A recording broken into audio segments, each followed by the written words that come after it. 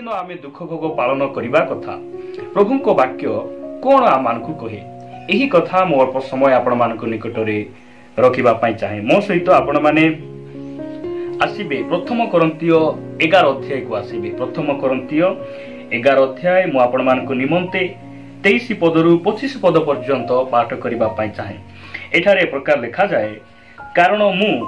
प्रभु ठारू प्राप्त जो शिक्षा तुम्भ मान को प्रदान करियोछि ताहा एही शत्रु हस्तरे समर्पित हेबा रात्रि रे प्रभु जीशु रोटी घेनी धन्यवाद देई ताहा भांगी कहिले 24 पद एहा तुम्भ मानक निमंते मोहर शरीर मते स्मरण करिबा निमंते एहा कर प्रिय भाई भौणी माने साधु पाउल करन्तीय मंडलीर विश्वासी मानकु अर्थात आजिर मंडलीर समस्त भाई भौणी मानकु एही वाक्य द्वारा परमेश्वर कहिबा पई चाहंती जे प्रभुंको ठारू जो शिक्षा साधु पाउल पाइथिले से शिक्षा कौन जे प्रभुंकर दुख भोग पूर्वरु शत्रु हस्तरे समर्पित हेबा पूर्वर रात्रि रे शेष रात्र भोजरे प्रभु जीशु ख्रीष्ट से रोटी भांगी कहिले कौन बोली कहिले जे एहा मोहर तुम्भ मानक निमंते शरीर मोहर शरीर कौन कर मते स्मरण करिबा निमंते एहा कर जदि 25 पद आपण माने पढ़िबे एठा लेखा जाए सेही परी भजन उतारे से पानपात्र मध्य घेनी कहिले एही पानपात्र मोहर रक्त रे स्थापित नूतन नियम तुम्भे माने जेते थर एथिरु पान करो सेते थर मते स्मरण करिबा निमंते कर प्रभुଙ୍କ नामर गौरव हो प्रिय भाई भौणी माने 25 पदरे साधु पाउल करन्तीय मंडली निकट को से कहंती जे एही पानपात्ररु जेते थर तुमे पान करो सेते थर मते स्मरण कर मंडली रे आज अनेक मंडली रे प्रभु भोज पालन करा जाए प्रिय भाई भौणी माने आमे वर्ष को थरे जे प्रभुंकर दुख को मने पकाइबा ताहांकर कृष्य जंत्रणा कृष्य से बलिदान को मने पकाइबा एहा मान को बाइबल कहे नाय जेते बेले आमे मंडली रे प्रभु भोज आमे पालन करूछु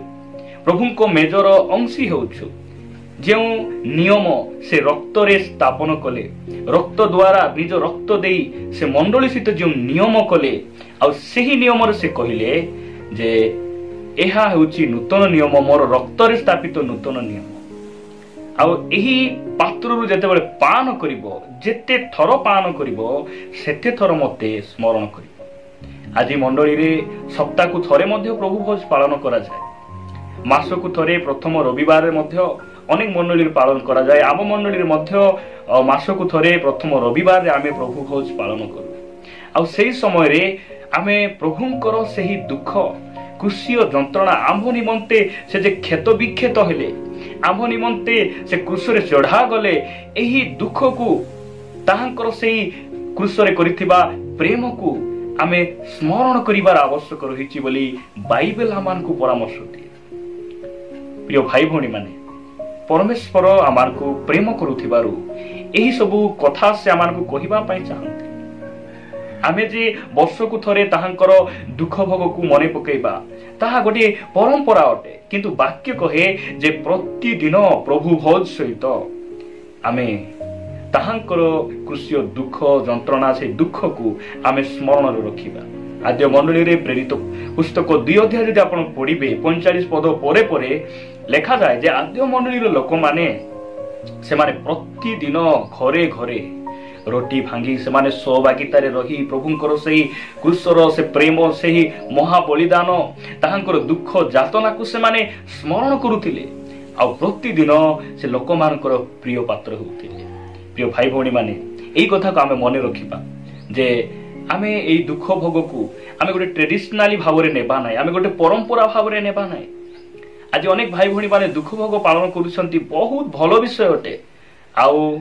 आम मानकर प्रार्थना हेबार आवश्यक रही जे एही दुख भोग समय रे मु जो पापरु पृथक अछि मंदरु पृथक अछि आउ केबे मध्य पुनर्बार से पाप को फेरिबी नाही मंद को आउ थरे जीबी नाही मु प्रभु सहित रहिबी तांकर सहभागिता रहिबी एहा हमर उद्देश्य हेबार आवश्यक रही मु आपण मानक निकट रे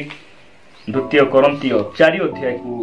नेबा पई चाहे द्वितीय कोरिन्थियो 4 अध्याय 10 आउ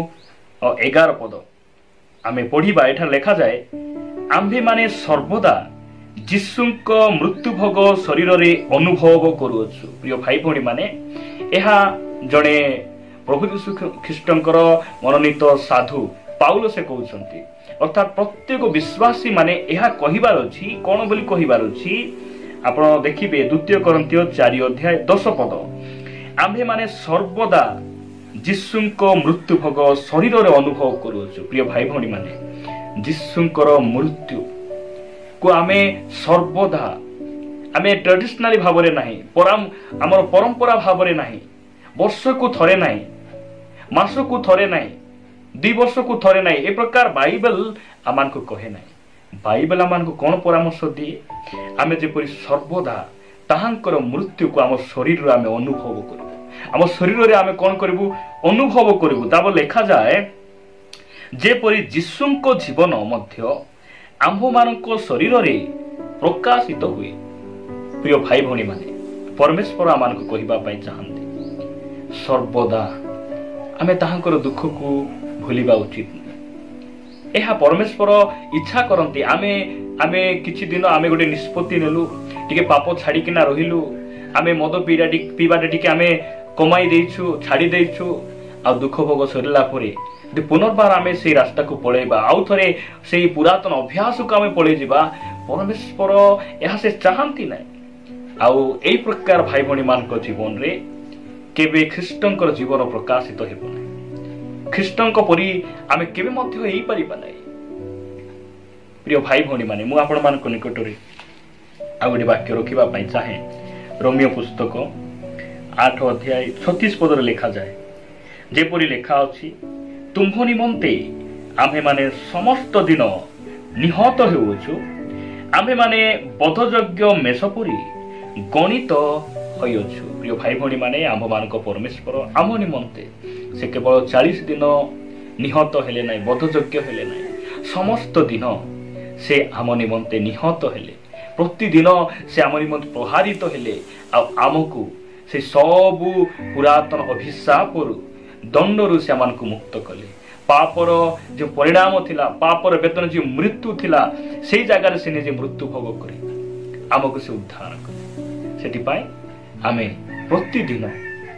दुख भोग पालन करिबा पाए बाइबल आमको कोनसी दिन कोनसी समय को निर्धारित करी आम सम्मुख करे रखे नै। दुख भोग पालन प्रतिदिन आमे ताहांकर प्रेम को मने पकाउथिबा, तांको धन्यवाद देउथिबा, समर्पित होउथिबा, तांको सहित आमे गमनागमन करुथिबा। परमेश्वर एही कथा तांको वाक्य द्वारा आमानकु से कहिबा पई चाहंती, आ एही कथा से आमानकु कहंती। प्रभु ए वाक्य दे आम प्रत्येकंकु प्रचुर भावरे आशीर्वाद करंतु।